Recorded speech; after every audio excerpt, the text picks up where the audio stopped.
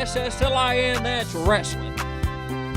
And tonight, in front of hopefully thousands of you, I'm forming the Rasslin army, okay? And it's an army to take care of business that should have been taken care of a long time ago. When you're trying to start an army, the first thing you do is you look to your blood. You look to your buddies. You look to your friends. You look to the KLIQ.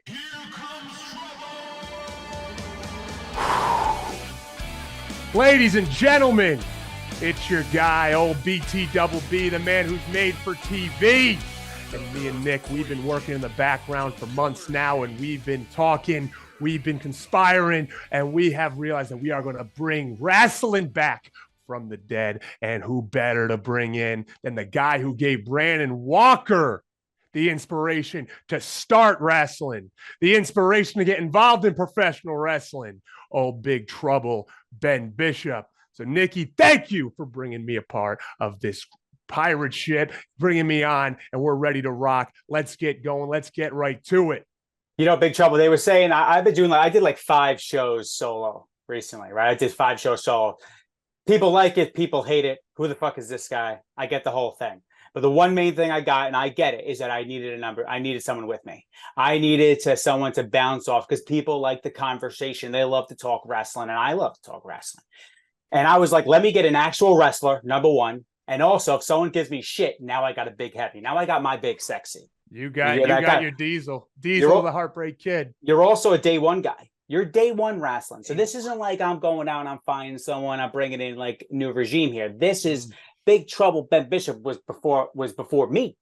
He was before me. Okay, I remember DMing you being like, "Yo, are you the co-host?" And you're like, "Hope so," and then that didn't happen. Yeah, well, but Brandon anyway, likes to be the one-man show, but one man show. He's a star. He's a star. We're gonna get him too. I'm gonna get his ass. Anyway, so here's the deal, guys. We got this. This is not a recap show. Not a recap show. We're not doing that. Okay. There's 1,000 of those out. We're going to talk about cool shit in wrestling. We're going to make it fun. Okay. So we got these segments. All right. So the first segment we're going to kick it off with is called Takey to Hotty. Takey to Hotty. So you know that I run the wrestling account, and each week I go out and I ask questions. Right. And this week I asked about what's the most controversial hot take you got right now for professional wrestling. So I'm going to kick it to Ben here. Ben's going to kick us off here with the first segment. Ben, what do you got for me? Take two, Hottie. So we're going to get this up here. Put it out there on the wrestling account. We showed a bunch. We asked everybody, what's your hottest take, your most controversial take in professional wrestling right now?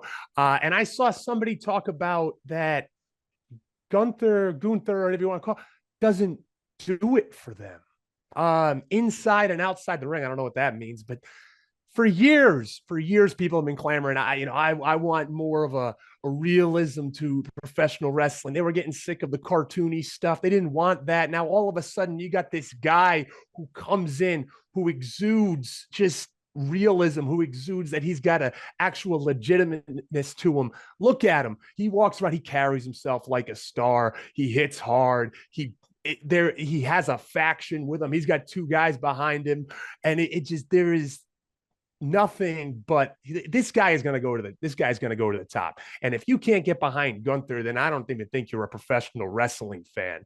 I mean, give me a break. This guy is going to be a star for the next 5, 6, 7, 8, 9, 10 years coming. So if you can't get behind that, might as well just turn your TV off.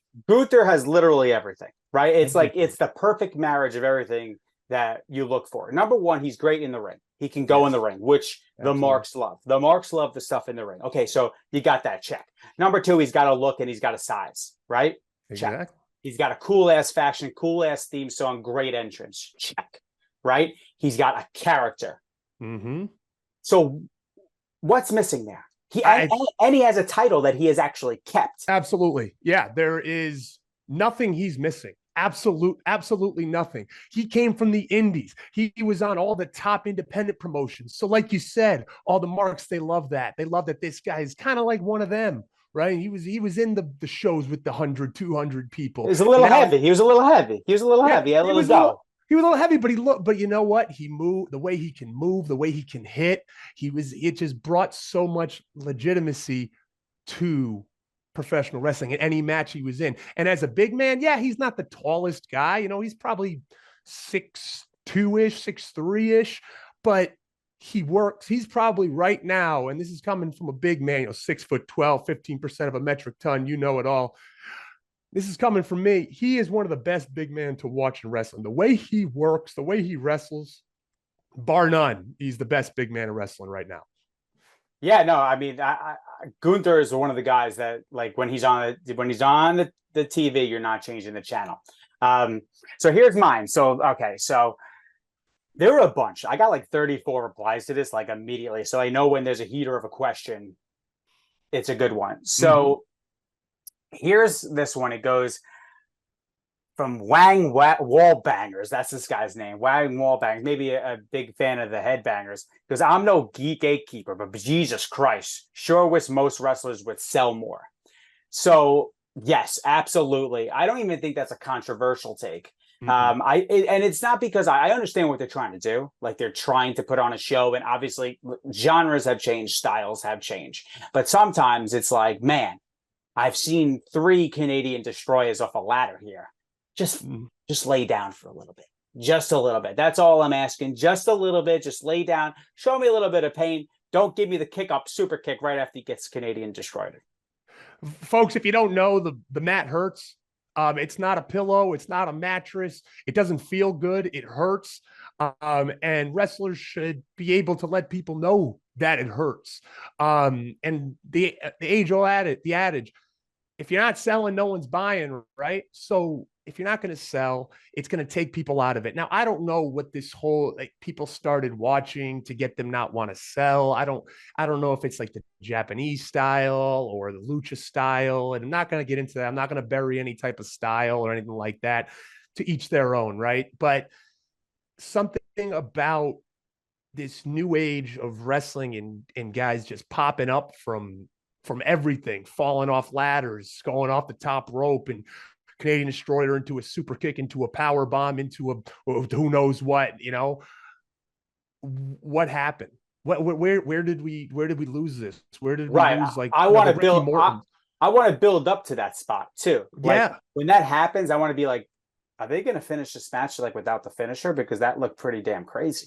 I mean, look at some of the matches that have happened recently that people get the most invested in. Like, you're watching like the Roman Reigns matches now because people are invested in the story, right? So every big bump, people are going to, get out of their seat for.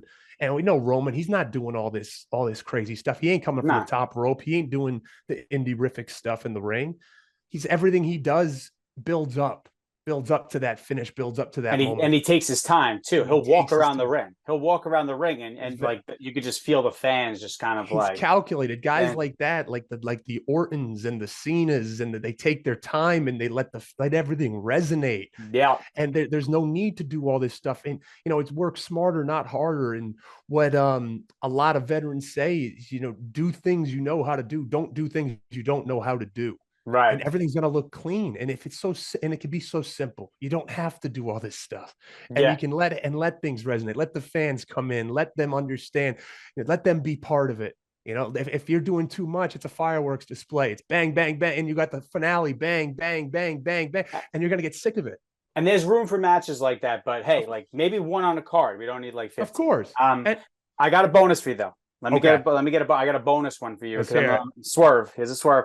I want to get your take because this guy's I think he's a big man. So Tyler at GSW Tyler said Baron Corbin could be a top heel in the company if booked correctly. Pull the trigger and have him show up at Raw after SummerSlam, just demolish Cody Rhodes, build him up to be a big man and a top guy. That's a good one. Okay. So on Baron Corbin, obviously a legit athlete, played in the NFL. Legit. Like, if you watch him move around the ring. Yeah. Like, and he moves differently at that size than most people do at that size. And he's good. And he came up obviously in the Performance Center. He didn't do the indie stuff. I've heard him say that he doesn't take bumps for he only bumps for money, right? Right. So he gets it. He gets wrestling. And he came up in NXT and he was over as hell. This guy with the most over without saying anything. He was coming out with the motorcycle. He had the cool music. The fans were counting during the matches to see how long it would take. He's got a badass finish. He's got that end of days. That looks good. if you can build him back up to that, and they can do anything. But let me WWE, they can do anything. They are going to work us, right? They're going to make us want to cheer for somebody, and it can't happen. They can make it happen, right? So they can work him back into a position where he was just as over as he was in those NXT days. Yeah, and anything they've thrown at him, I thought he's the type where like every time they throw something at him, he just goes and he does the best job possible with what he's getting. Because that guy, for being 6'8", a former athlete, moving around the league like that, and you have one of the most badass finishers, period, that is still protected. I feel like to this day, like why you look like you're strolling in Las Vegas, playing roulette. Like let's bring the spotlight back. Let's bring some Lone Wolf and let's End of Days. So what's the other one? What's the flip? What's the fucking Deep Six? I think Deep Six. I mean, dude, he's got the fucking people want move sets. He's explosive. The guy can slide underneath the ring. He hits you at the fucking clothesline. Deep Six your ass, and then End of Days. Yeah. I mean, and he can work with the small guys, work with the big guys. It's fucking great. Everything looks clean. Everything he does is clean. He throws a great punch. Obviously, everything he does is explosive. I think what needs to happen with a guy like Baron Corbin is we don't have to see him for like 6 months to a year. Just have him go away for a bit. Maybe, whatever's going to happen with Cody, whatever's going to happen with the World Championship, whatever. Maybe Cody gets it. All of a sudden next year, Baron Corbin comes back, and that's a big feud. He comes back and demolishes Cody. Let him work on his steaks. If you go on his TikTok or his socials, the dude's a great cook. I mean, I've seen some. I haven't seen that. I didn't know that. Man, talented. Brother, this guy, he wears like the black glove on one hand. He's salting it up. He's cutting it. And I'm not a big red meat eater, but I would eat if he's cooking. I'm eating. So I want to move into the next segment. So this segment we got here now, this is a personal favorite of mine. Personal favorite. It's called the "That's Not Going to Work for Me, Brother" segment. And this segment, what it is essentially, we're going to call it a spot or a moment that would not work for the Hulkster. Okay? It's that simple. Hulk Hogan would not do this because Hogan must pose. Or would not agree with it. Or would not agree with it because he's just Hogan. So Ben, kick it to you. What do you got? All right. So let's start off with everybody's favorite wrestling journalist, Dave Meltzer, recently on the Chris Van Vliet podcast. He came out and he said he was trying to explain to us, explain to all wrestling fans why he didn't give Shawn or Taker a 5-star match. Now at WrestleMania, when they had their 2 WrestleMania matches, neither of them were, 5 stars. They were 4.75. I mean, what are we doing here, Dave? What are you just? It's something wrong. Do you not like either guy? You just couldn't give him that 5-star. But you know what? It doesn't work for me, brother, because the Hulkster, you think he's coming through the curtain? You think he's asking all the people backstage? You think he's saying, with his 24-inch pythons, you think he's coming back there and he's saying, "Hey, brother, did Dave Meltzer just give me 5 stars on my match?" No, he's asking, how much money did I just make, everybody? I'm making you all millions right now. The gate is out of control. There's 93,000 people in the Silverdome going crazy. And Shawn and Taker, during their 2 WrestleMania matches, they sold it out. People were going nuts. They put on a heck of a show. One of my favorite matches of all time at 25 and 26. That's what that it doesn't. There's no worry. You don't have to worry about stars. You don't have to worry about stars. They put on some of the best matches. And like, and I always tell fans, like, how did it make you feel when you were watching that match? How did it make you feel? Were you locked in? Were you worried about star ratings when you were watching Roman and Jay going back and forth the other night? No, locked in, throw away the key. I mean, it was like he had during this interview with Chris Van Vliet. He was like he's had word vomit. It's like he was trying to say something like he said it was too long and predictable. Like, Dave, you watch all these wrestling matches in Japan. Again, I'm not going to bury anything, but you watch all these matches in Japan that have gone 60 minutes. Just treat it equally. And I'm not a big New Japan guy. I'm on record saying I'm not either. But I can appreciate what they do out there. It's their style and they kill it. And clearly they have an audience because they wouldn't be around for as long as they are if they didn't. But just call it even. Like, I mean, if you're we're talking WrestleMania 25, 26 here, like, there's a little bit of bias. I don't think I mean, I get it, right? If that's what he likes, that's what he likes. We understand that is what he prefers. He prefers the Japanese style. But at the end of the day, it would not work for the Hulkster. That would not work. No, absolutely not. Don't work for me, brother. So mine So my moment that this is not going to work for me, brother, is at Money in the Bank, the finish of the women's match, right? So the two stars are underneath the ladder. You have Becky Lynch and you have Bailey, right? Io Sky is going to the top, and they're linked by handcuffs.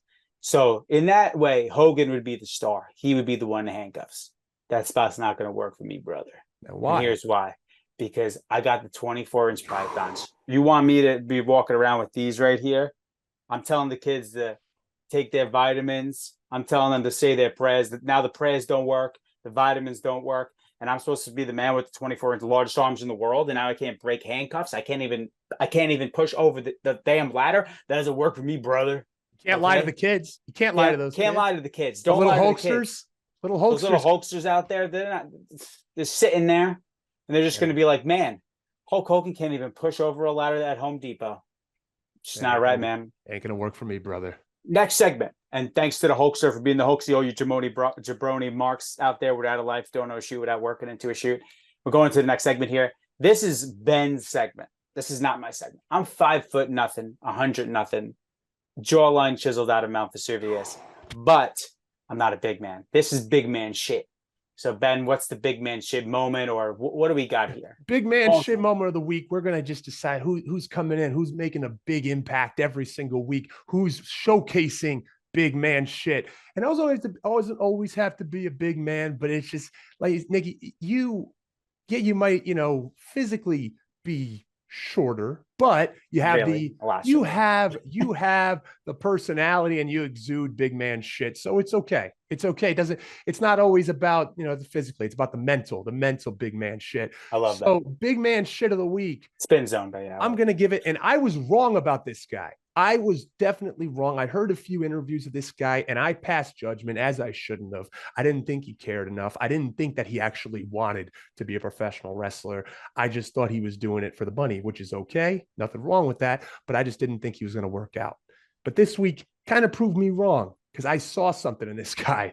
Gable Steveson came into NXT this week. They did their little NXT underground thing. Am I a huge fan? Whatever. Doesn't matter. But he came in and he was throwing suplexes. He was throwing belly to bellies, picking up guys twice his size and just tossing them like they were nothing. He looked great. We're seeing like similar to when Brock Lesnar debuted and just tossing guys and looking great. And he had the energy and he had the emotion and the facials. And you have to say a goddamn word. The way he did those suplexes, like the sheer, like, just the ferocity in him, and like just like the snap to him, you're like, this guy's different, dude. Yeah, and that last one he gave to that big guy, that belly to belly, he just tossed him. That takes incredible strength. So I'm saying, I like I said, I was passing judgment on this guy. I heard him say, I don't need to do this. I don't need to do this. I'm already going to be on Raw. Whatever. It doesn't matter. I know he's still taking his amateur wrestling serious and he's going to the Olympics or not. I don't follow him that closely, but I think he's definitely at this point now, after seeing what I saw on Tuesday, I think this guy's got a heck of a career in front of him, a hell of a career. He's going to be something. Love that. And I think a lot of people wrote him off. Like, where is he? Oh, he phased out. Clearly, WWE is like, no. That's an investment. That's an investment property of ours. And we sure as hell ain't going to let him go someplace else. Now we'll see, right? We'll see what happens with his personality. And that's going to come out as well. But as of now, I'm sold on the guy. Next segment we got up here is called Actually Over. So what this is like, dude, the term over is used over. Like over the top too much. Not everything is over. There's going to be certain moments like during the course of whether it's Raw, SmackDown, Dynamite, whatever it may be, where you're like, wow, that was a great segment. I really enjoyed that. And that's all this is. I'm not talking like Austin Pop over here, okay? Because those aren't going to really happen that often, right? Like you're talking once in a generation over type shit. I'm talking about something that you watched and you were like, man, I was really fucking entertained by that. That's a really good damn segment. So Actually Over, Ben, kick it to you. What do you got for me? Yeah, so let's give some love to the women here. Monday Night Raw, Shayna Baszler comes out with that promo. I personally, at one point, Shayna Baszler was one of my favorite wrestlers.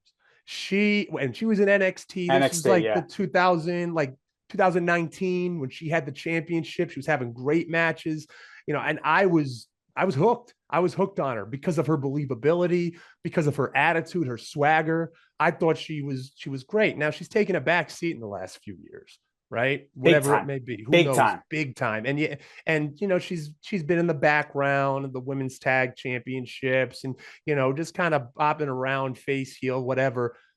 But it seemed like on Monday she came out with a new purpose, and she had to get some stuff off of her chest. And that promo that she cut on Ronda, and you can call it a work shoot, whatever you want to call it, it seemed like there was a little bit of realism to it. Which is why it sounded good. Because exactly. it was an actual real promo based off something. And I agree with everything you're saying here. Yeah. So that for me, that was over to me. I loved it. I'm actually very excited for their match. I'm invested in their match, whenever it's going to be. I'm guessing it's going to be at SummerSlam. So it's over to me. So mine, so I have one that's also a female act. So, which is interesting how we're leading with the ladies here. I'm going to give a bonus one too, though. Because I'm running the damn show. Okay, the ball's in my court. So actually, over for me is, speaking of getting flack, Natalya had one of her best matches, I thought, that she's had in a very long time. She cut a promo before her match with Rhea Ripley, and she was talking about how she's disrespected, all this stuff like that. And Rhea's a big girl. Rhea can touch her, and Natalya normally has to play from she's the powerhouse in whatever matchup she is. Not here. She had a slap, she had a scratch, she had a claw. She was taking big moves. She went to the top rope. She hit a great cross body. I think that was Natalya's best showing, where I was actually watching that match being like, okay, yeah, Rhea's gonna win this match. I know she's gonna win. There's no chance they're gonna stop Rhea's momentum here. But I'm still invested in what's going on because it's furthering two stories. Mm-hmm. Okay. And that's really important. So that was my actually over, where I was like, it's a Natalya Rhea Ripley match. I think it's going to be a squash. And all of a sudden I find myself watching and I'm like, they're still going. Mm-hmm. And this is really good. And it's making a lot of sense. And I'm enjoying it. And it's in the middle of the card, middle of the show. And I'm not drained by it. And you got to and they set it up perfect, right? Because you had Rhea come out and they squash her. And then they had an actual match. And how good is Rhea, first of all? I mean, just heard throughout that whole match, mouth bleeding. I've said it. She's the face of the division. Incredible. She looks like every time she comes out, I'm just like, yeah, and it couldn't be a nicer person, but I don't want to kill her gimmick. And how about Natalya? I mean, I just pulled it up right now. All these Guinness World Records. 8. She has. 8. Yeah, most WWE matches for a female, 1,514. Most WWE wins in a career, 663. Most PLE appearances, 75. Most WWE WrestleMania appearances for a female, 8. Most Raw matches, 174. Most SmackDown matches, 200. It's incredible. The best ability is availability of it, and she has been there for, what is it now? For 15, when did she debut? 2008, 2009, maybe? Bro, I mean, she came out with Harry and the Hart Dynasty. The Hart Dynasty came out. Yep. Yeah. So I mean, I tell you, you can't argue against it. She's a workhorse. She still works every day. They got her and TJ. They have a ring at their house. They're training people. Trained a guy that I worked a bunch of shows with. Now is known as Stacks on NXT. Trained him, and he had, he's doing great. So they got a great thing going, and I'm happy that she's finally being recognized. Yep, I agree. She earned that. She earned Definitely. All the praise she's getting with that match. The other one I'll say is, and I'll ask you if you can, if you have the answer. What happened on Dynamite last night? That was probably the most entertaining thing. Honestly, to me, it's always about the segments. And it's almost every week with the same guy who's the most entertaining. It's got to be MJF and Adam Cole and what they're doing. This is what I'm talking about, guys. You want to talk actually entertaining? And that match, was anyone even paying attention to the moves that were going on? No. And again, I don't want to be the guy who hates on moves and your dragon salts and your tiger drivers. I don't want to be that guy. But I just want people to understand. Him talking to Adam Cole while having the guy in the lock and asking him to cheat is better than all that other stuff. And don't tell me it's not, because you heard the crowd react to it and they were watching it for about like 10 minutes of them doing the same shit. That is professional wrestling to me. Absolutely. That who won, who got the pin, I don't care. They're telling a story. They had the great vignette in the beginning at the gym, a little bit of camera magic there with 315 on the bench with Adam Cole. I know who the guy who films that stuff. So shout out to you for making it look great. But that's over to me. And I know it's MJF and he's the world champion, and there's a reason why. But that to me is like, that is entertaining. That is entertainment. And now this feud is to me the top of the card. Absolutely. And you can bring it back to, what was the most watched segment in WWE history? It was the This Is Your Life segment with Mick Foley and The Rock. It wasn't a wrestling match. It wasn't people doing moves. I'm with you. I'm not going to hate on the moves. There's some amazing athletes out there that do some incredible things that I'll never be able to do in a ring. But what people are going to remember is the moments, and the moment that they had last night. And it's entertaining, it's funny, and you don't know where it's going, right? Is it going to be MJF getting one over on Adam Cole? Is it going to be Adam Cole getting one over on MJF? Who knows? We have no idea. They're both great, both two of the best in the world. MJF's I think he's one of the smartest professional wrestlers going right now. Adam Cole, obviously his accolades speak for themselves. So I'm really excited to see where this goes. Yeah, and they could, and guess what? They could both work in the ring too. Absolutely. Right? They're not just good on the mic. Last segment to close out the show. So I'm not a pro wrestler, but it's one of my favorite sayings. You got to get your shit in, man. We got to put ourselves over. I got this shirt. This is not available at Barstool Sports. I made it at the mall. If you would like it, tell me you like it. Get a hashtag, a trend going, and maybe I can get people to fucking make this damn shirt and put it on the site. Ben, what do you got going on? You're busy, man. I'm gonna get my shit in. So I will be next week. I will be in the Chicago area, actually DeKalb, Illinois, or Sycamore, Illinois, about 45 minutes west of Chicago for WCPW, Windy City Professional Wrestling. Got a ton of events coming up with them actually throughout the rest of the year. Going to be there a lot. Obviously, I'm always in Maryland with Adrenaline Championship Wrestling coming up at the end of the month in. I believe it is in Glen Burnie, Maryland. But I'll keep everybody updated. I'll let you know where I'm going to be, what I'm going to be doing. And I'm really excited. I'm really excited for this as well. Folks, listen, me and Nikki, we're just regular guys. I might be 6'12", and we're both, I know we're both extremely handsome, right? A lot more handsome than you as a person that's watching. But probably, it's okay. But we're it's just a fact. I mean, we can all, it's okay. It's the truth. We're all adults, but hey, regardless, even though we're just two of the most handsome guys in wrestling podcasting, which honestly isn't saying much, regardless. We're here to have some fun. We're not going to be shitting on everything. We're not going to be here to do the recaps and just mark out over everything. We're going to have some fun. We're going to give our opinions. And we got a good thing going. We're bringing Rasslin back. We're going to have a good time doing it. Bring Rasslin back. And listen, if you guys want something, you want to see something, you let me know. And I'm going to try and get that Brandon Walker here. You trust me. I haven't forgotten. I know he's the big ticket. I know he's the guy you all want. I'm going to see it in the comment section, and that's fine. And I don't blame it, because he is a damn star, and he's really, really great at what he does. And that's why I want some more Brandon Walker. But that's Rasslin for this week. Make sure you follow us everywhere. You follow us on Twitter or on Instagram at Rasslin. You follow us on TikTok at Rasslin Barstool. You follow Ben at Big Trouble BB, and I am on Twitter. I am on Instagram. I'm also on Threads. Threads is new. Gotta get Threads. Just got a thread last. Gotta get Threads. I gotta get Threads too. And I am at Nikki the Good. You can see our handles right below here. And that's Rasslin for this week, guys. We'll see you next week.